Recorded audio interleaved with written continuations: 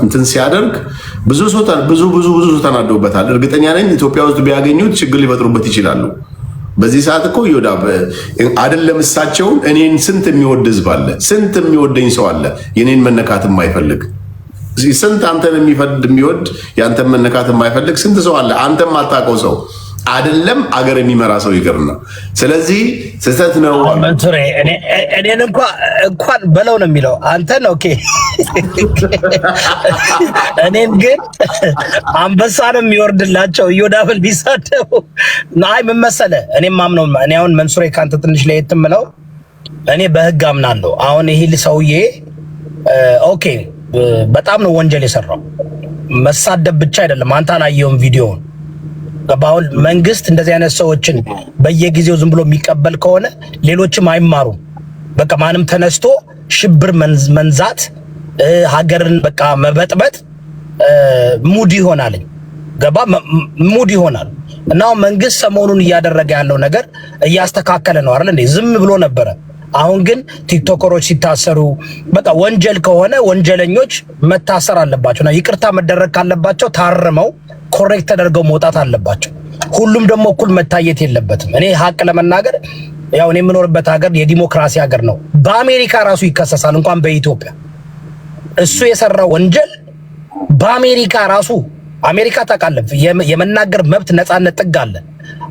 ሽብር ግን መንዛት አትችልም። ተረዳይ። ይሄ ሰው በጣም ነው የምልህ ለወራት እንትን እያለ ሂዶ ደግሞ ለኬንያ ለኡጋንዳ በእንግሊዘኛ ኢንተርቪው የተደረገ በጣም ብዙ ነገሮች ነው ያለው። ላይክ አገርን እንትን የሚያደርግ ሰው አሁን ሲቸግረው ሲርበው ተመልሼ ልግባ ምናምን ከዛ ደግሞ ብዙ ነገር ተደርጎብኛል ያለምንም መረጃ መንግስት መሬቴን ወስዶብኛል፣ ቤቴን አፍርሶብኛል። በጣም ሁሉ ጊዜ ሳውቀው እኔ ለ5 ዓመት ይሰውዬ ሁሉ ጊዜ የሀገሪቷን ገጸ ባህሪ የመንግስትን እንትን ሁሌ እንትን ገባ ላይክ ብዙ ጊዜ የታሰረ ልጅ ነው። አውቆ አበድ ይመስለኛል። ቱ ቢያነሱ ከሃይማኖትም ከምንም ነገር ስታየው እንደዚህ አይነት ነገር ታስታውሳለህ። እኔ እናንተ ሎንግ ታይም ጎ እሱ ቤት ውስጥ አትግቡ፣ የገባችሁ አታበረታቱት። ቢኮዝ እንደ ቀልድ እያደረገው አሁን ተቀባይነት እያገኘ ሞር መጫወቻና መሳለቂያ ሲሆን ግን ይዶን ነው ከኋላ ምን አጀንዳ እንዳላቸው። በዚህ ደረጃ መንግስትን እንደዚህ ያደርጋል ብላ አላሰብክም። ከ4 ዓመት በፊት ሰው እኔ ያልኩት ምንድነው መግባት ከፈለክ ግብ አልኩት። ግን ወንድ ልጅ ግን ለተናገረው ነገር ኮንሲኩዌንስ መውሰድ አለበት ነው። ይቅርታ በጠየቅ ጥሩ ነው፣ መልካም ነው። የሰው ልጅ ያጠፋል። አጥፍቶ ከጥፋቱ የሚመለስ አለ። ለምሳሌ አሁን ፕሬዝዳንት ማሜ ከወጣ በኋላ አይተዋል አይደል? አነጋገሩ ራሱ ተለውጧል። ጥሩ በቃ ስትማር ነው። ይሄ ግን እኔ ያልኩት ግብ አልኩት። ግን መንግስት ካላሰረው ጥሩ አይሆንም። አስቦለት ምናልባት ከዚህ የልብ መቀየር ካለ አነስ የሰራውን ስራ ሪካንት የሚያደርግ ከሆነ እኔ ኢትዮጵያ ውስጥ መለማመድ ያለበት ምን ተቃለ ይሄ ኮሚኒቲ ሰርቪስ መለመድ አለበት። እንደዚህ አይነት ስራ ሲሰሩ መታሰር ብቻ አይደለም፣ ሲወጡ ኮሚኒቲ ሰርቪስ እንዲሰሩ በጣም ላይክ ይሄ መንገድ መጥረግ ምን ማድረግ ምናምን እያደረጉ ለምን መሰለህ ትውልዱም እንዲማር ስራ። አሁን ብዙ ጊዜ ሰው የሚያየው እስሩን ብቻ ነው አለ። እስሩ ሲታሰሩ እኮ አናይ ምን እንደሚደረግ አይደል?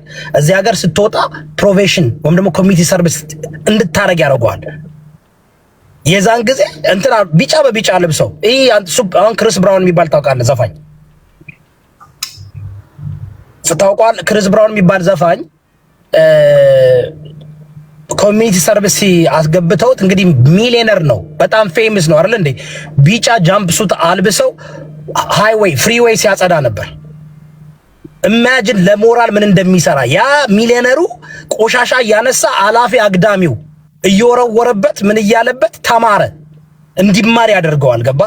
እና እኔ አንተ ትክክል አድርገን የመከርከው ግን ስላላየው ነው። ቪዲዮዎችን ብታይ አብረው አትቀመጥም። በተለይ አንተ አሁን ምክንያቱም ለጠቅላይ ሚኒስትር ምን ያህል እና ለሀገር ምን ያህል እንትን እንዳለ አውቃለሁ። አንተ ሀገርን ትወዳለህ፣ ጠቅላይ ሚኒስትሩን ደግሞ ታውቃለህ። ፐርሰናሊ በጣም ነው የምትወዳቸውና ሰውየው ያደረገው ሽብር ሂዱና 4 ኪሎ ሂዱና ሰዎች ሰምተው ቢያደርጉስ መንሱር ሰምተውት ቢያደርጉስ አሁን 5-10 ሰዎች ቢሆንም ሰምተውት ሂዶ ቢያደርጉስ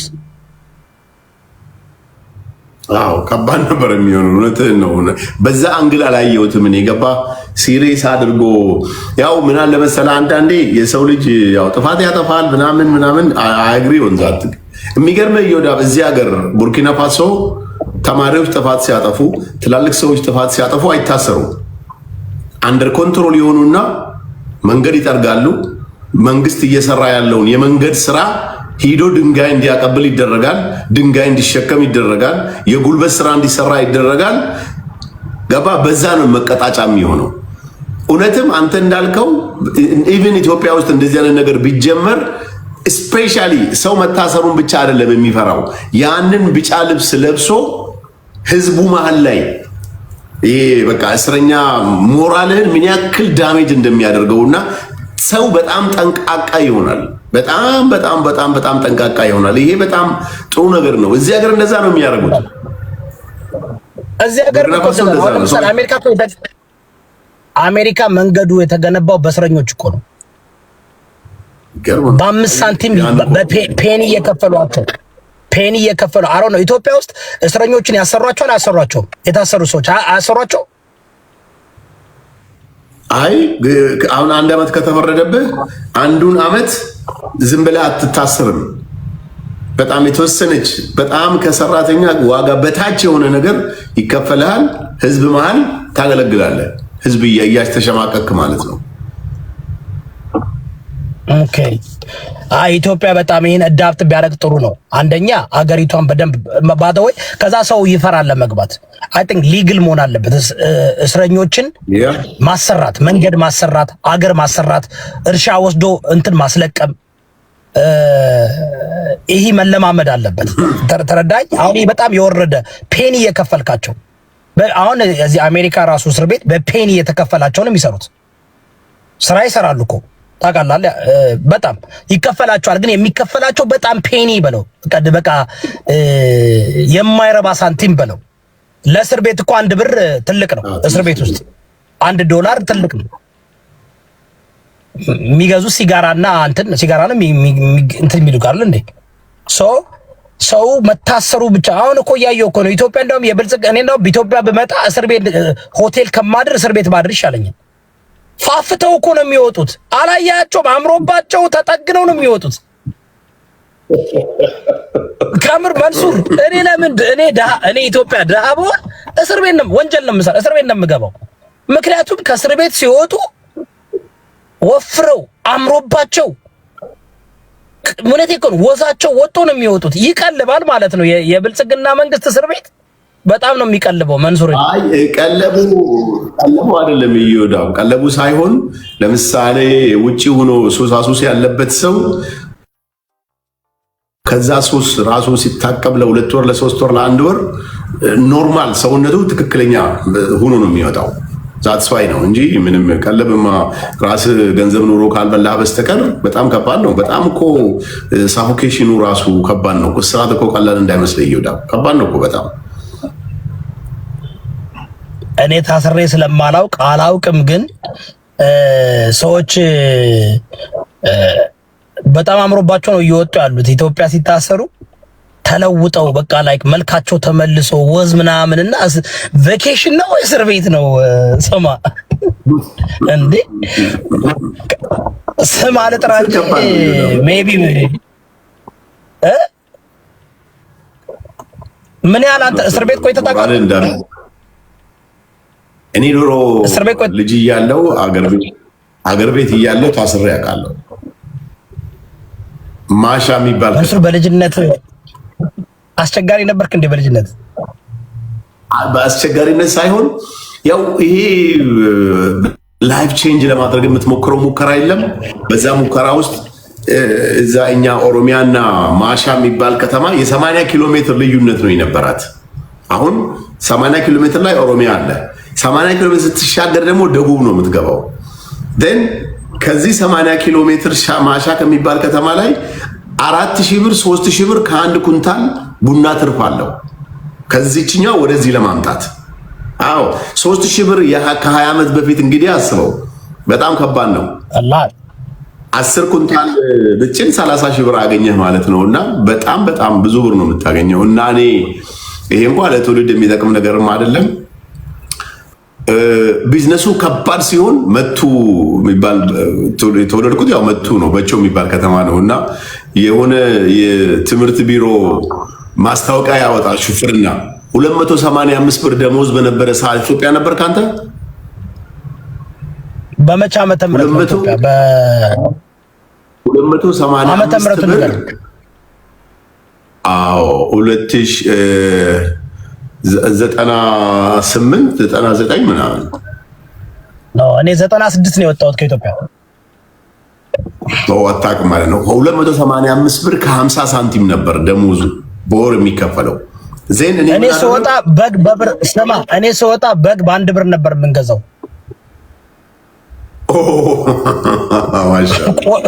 ቆዳው ስማ፣ ቆዳው 20 ብር ይሸጣል፣ በጉ 1 ብር ነበር የሚገዛው።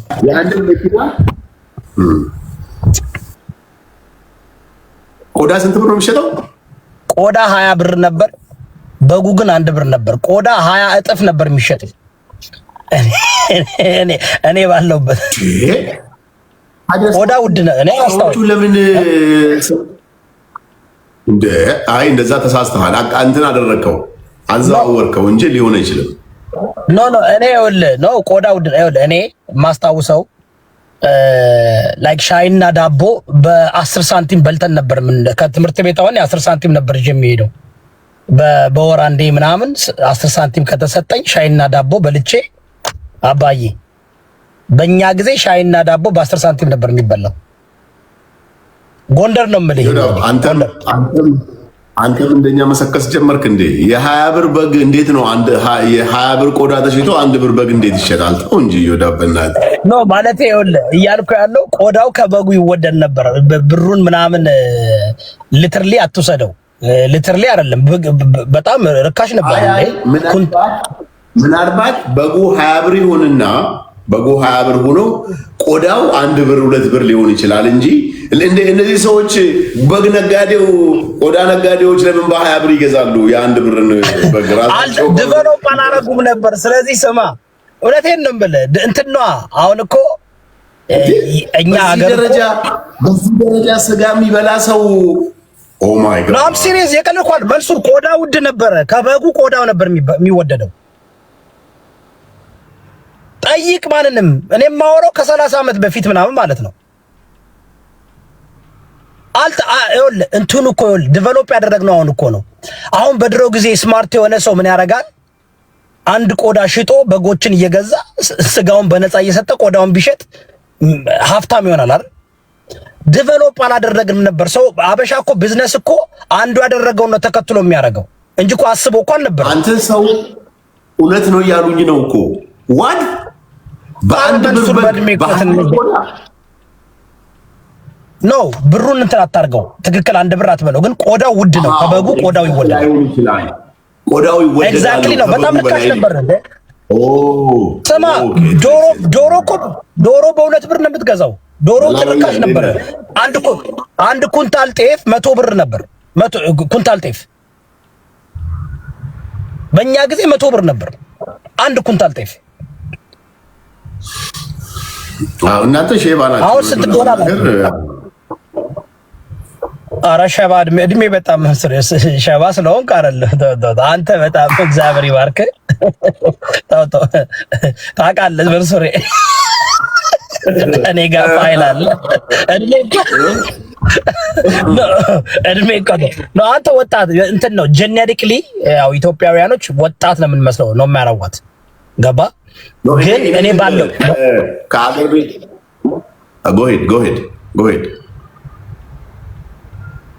እድሜያችን እኛ ጄኔቲክሊ ኢትዮጵያውያኖች እንትን ነው ቶሎ አናረጅም። ግን እያልኩ ያለው መንሱሬ ምናልባት ይለያል። እኔ ጎንደር ነው የማወራው። እኔ ሳወራ ስለ ጎንደር ነው።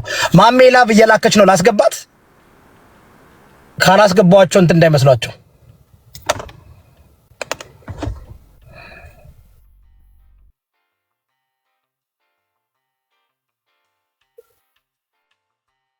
መንገዱን ካወቅበት በጣም እኔ ብቻዬን ሚሚ ነው እንጂ ብቻውን ማድረግ ያለብህ ይሁዳ እኔን አይደለም። አይደለም ብቻችን አይደለም ነው ብቻን አይደለም። በአንተ ሶስት ስለሆንን በአንተ የሚያሳይ ሬክታንግል የሆነች ባክስ ነው የሚያሳይ። አራት ብንኖር እንትን ያደርገዋል። ለእኔም እንደዛ ነው የሚያሳየኝ። ኦኬ ልክ ነው። እንደዛ ነው። ግን ምን መሰለህ አሁን ባለፈው ስትል ከ40 ዓመት በላይ ያልከው ማሜ ያስ የሄለን ወርቅዬ ተዘጋ ይላሉ አካውንቷ ያሰማው ምናምን ግን አጥቅ ላይቭ መግባት አትችልም ነው ያሉት። ምን ሆነ ነው? አይ ጓደኞች ናቸው በቃ እዛው ነው። ኦኬ ነገ ይግባባሉ። ኧረ እየረገጥን ነበር እኮ አሁን ትቀልዳለህ እንዴ? እንደዚህ አይነት ጮማ ወሬ ሲገኝማ አሳልፈን አንሰጥም እኮ ፓስተራችን። እኔማ 2026 እናቴ ፖዚቲቭ ኤነርጂ ከውስጥ ያለውን ፖዚቲቭ ኤነርጂ እያወጣው ማኒፌስቴሽን ላይ ነው ያለሁትና በህይወቴ 2026 እንደ መንሱር ጀማል 3 ሚሊዮን መግባት ፈልጋለሁ። የመንሱር ጀማል መንገድ ተከትያለሁ እኔ። ያምሻል በማያገባይ ጉዳይ አለመግባት ኦንሊ በሚያገባይ ጉዳይ መግባት ብያለሁ። ይሄ ነው በቃ። ሰው ልጅ በዚህ ምድር ላይ ብዙ ሰዎች የሚጎዱት በማያገቡት ጉዳይ እየገቡ ነው ይባላል እና እኔ ካልተነካው እኔ ብነካም በቃ እንግዲህ ፓስተራችን ትንሽ ሀሳብን ትቀይራለህ እርግጠኛ ነኝ። አይ ኖ ያው ወደ ሀሳብ እንትን አይ ካሁን በኋላ ጥሮታ ወጥቻለሁ። እኔ አሁን የምፈልገው መሰለሽ በቃ እንደዚህ በጣም የሚያዝናና ነገር በቃ እንደዚህ የሚጠቅም ነገር ማውራት መነጋገር። እኔ እኮ መንሱር ነው እናንተ እኮ ፕሮግራም እንጀምራለን ብለው እንትን ያበላሽብን ይሄ ፓስተር ሶፋንያስ የሚባል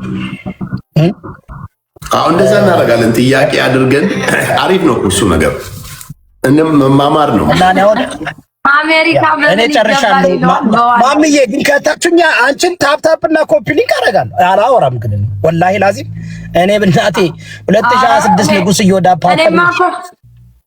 እኔ ፓስተራችን እልፍ ያለ ነገር ላይ ነው ማልሄድበት እንጂ ሁሌ ሳይ ሚዲያ ላይ መስጠት ያለብኝን ነገር እንዳንድ ፐብሊክ ፊገር አስተያየት መስጠት ግድ ነው። ገባ? እነሱ ዲፕ ያንተን ህይወት ውስጥ ገብተው ነው የሚያወሩት። ሚዲያ ላይ የሚደረግ ነገርማ ቀንጨብ አድርገህ ዓለም እንዴት ሰነበተች ግድ ነው። አይ ነው ግን እኔ ደግሞ በሌላ መንገድ ልሞክረው ነው ለመናገር ላይክ 3 ሚሊዮን እንደመግባት ፈልጋለሁ። ለመንሱር እኔ ይኸውልሽ መንሱርን አይቼው መንሱር የሄደበት መንገድ መማር አለብን ከሱ ከመንሱር በእኔ ነው የምልሽ። እኔ አሁን አርቲስትም ስለሆንኩኝ ብዙ ሙዚቆችም አሉ ሊወጣሉ ታውቃለህ መንሱር እና ብዙ ኮሜዲያን የተራዋቸው አርቲስት የሚለውን ታይትል እንዴት ነው ማግኘት የሚቻለው? በጣም ፈለግኩት እሱ አሁን ነገር ቲክቶከር ከመባል አርቲስት መባል አሁን እኔ አርቲስት ነኝ። ምክንያቱም ያው የሚውዚካል አንደኛ ላይ አርቲስት ተራስና የአርቲስት ባለው ትባላለህ መስበን መንሱር ቆይ ልንገረው ቆይ አርቲስት አሁን ለምሳሌ አምስት አለኛ አለ ኦኬ መንሱር ምን ታደርጋለህ መሰለህ አንተ እኮ አሁን የፋሽን አርቲስት ነህ የፋሽን አይካን ነህ። ኦኬ ስለዚህ በዛ መሆን ይችላል ኮርስ እንደ ካውን በፋሽን የፋሽን በኢትዮጵያ ዩር ፋሽን አርቲስት ነህ አንተ። አሁን ራስህን እንትን አታርግ ዝቅ አታርግ። አርቲስት አሁን አንተ መንሱር ፖለቲከኛ አይደለም አይደል እንዴ? ሃይማኖት ሰባኪ አይደለም። ስለዚህ መንሱር የሚታወቀው በምንድን ነው? ያው በሽቶና በልብስ ነው። በቃ ምን አንተ እኮ አሁን የቲክቶክ ሞዴል ከሆናል አንተ አልተቀበልከውም እንጂ አርቲስት ነህ። ተረዳኝ። ብራንድ እንደ አርቲስት እኮ ነው የምትንቀሳቀሰው። እንግዲህ ከአንተ የምንመጣው መንሱር መቼም ሃይማኖታዊ ትምህርት ልንማር አይደለም፣ ወይም ደግሞ ፖለቲካዊ ትምህርት ልንማር አይደለም። ስለዚህ አሁን የኔ ታይትል አርቲስት መንሱር ጀማል መባል እችላለሁ? ዋይ ናት? አረ ማሜ አሁን እሷ መጽም እኔን ስማኝ እኔ ኦርኬስትራ ነኝ። በጣም የብዙ ምሁር እንትን ነኝ። ስነግር እኔ የሰራውን ነገር ልንገር። አሁን አንተ ፋሽን አርት ነው አይደለም? አርት ነው አይደል? አርት ነው ኦፍ ኮርስ። ኦኬ ሶ አሁን ሞዴሎች ምናምኖች ሞዴል ይባላሉ። ምን ኢንተርቴይንመንት ዘርፍ ነው ያለው አለ ሞዴሊንግ ገባ? አሁን አንተ አርቲስት ነህ ለኢትዮጵያውያን ህዝብ ከኔ ውጭ እኔ አሜሪካን ያለሁት አንተ እኮ ኢትዮጵያ ውስጥ ሆነህ እኮ ነው ብራንድ ያስተዋወቅከው። ባይዘው እኔ ብዙ ጊዜ መናገር ስለማልፈልግ እንጂ 2 ፊልም ሰርቻለሁ። አንድም ፊልም የሰራ ሰው አርቲስት ነው የሚባለው። 2 ፊልም ሰርቻለሁ፣ ያውም ከነ ሰለሞን ቦጋለ ጋር የአዳም ገመና የሚል ፊልም ላይ በጣም በሰፊው ተሳትፌያለሁ። እና ደግሞ እኔ የሰራሁት ራሴ ፕሮዲውሰር ፊልም ላይ ኢትዮጵያ መስተካከል ያለበት እንዳንተ ያለ አሁን ኢትዮጵያ አርቲስቶች ወይም ደግሞ ፊልም ላይ ቲቪ ሾው ላይ አንተን ማስገባት ነበረባቸው። ምን ይባላል? ካሚዮ ይባላል። አሁን ካሚዮ ማለት ብዙ ጊዜ እንደዚህ ፐርሰናሊቲ ያላቸው ሰዎች አሁን ቲቪ ሾው ምናምን አለ፣ ድራማ ምናምን አለ ኢትዮጵያ። አሁን ድራማ ለአንተ የ5 ደቂቃ ዳያሎግ አስገብተው ቢጠቀሙ ለአንደኛ ለነሱ የሚጠቅም ነበር። እውነቱን ለመናገር ፊልም ለመስራት ምናምን ሾው በእውነት ፈጣሪ ምስክሬ ነው ብዙ ሪኩዌስት ተደርጌያለሁ። እኔ በኋላ ደግሞ የሆነ ነገር ፈጥሬ ጥሩ አይሆንም ብዬ ነው እንጂ ይሄ አጭር ፊልም ሲሰሩ በብዛት አሁን ፊልም ፕሮዲውስ የሚያደርጉትም ፊልም ላይ ያሉ ሰዎችም ወዳጆቼ ናቸው። የሆነ በቃ አንድ ሲን አለ ከአንተ ጋር ማች የሚያደርግ ለምን እሱን እንትነትልም ምናምን ይለዋል። ግን ምንድነው መሰለህ ፊልም ለመስራት ኢትዮጵያ ውስጥ በጣም ጊዜ ይወስድብሃል። አንድ ሲን እንኳን ለመስራት ቀኑ ሙሉ እነሱ ጋር መሆን መቻል አለብህ። 2 ቀን 3 ቀን መመላለስ መቻል አለብህ። እንደ ስራ ካላረከው በስተቀር ዝም ብለህ እንትን የምትለው ነገር አይደለም። እና ምን አስፈላጊ ከሆነ ይወዳ 2 ሚሊዮን ብር መድበህ እኮ ራስህ ፕሮዲውስ አድርገህ ሜን ካራክተር መሆን ትችላለህ እኮ። ምን ችግር አለው? በዚህ ዘመን ደግሞ ሲምፕል እኮ ነው።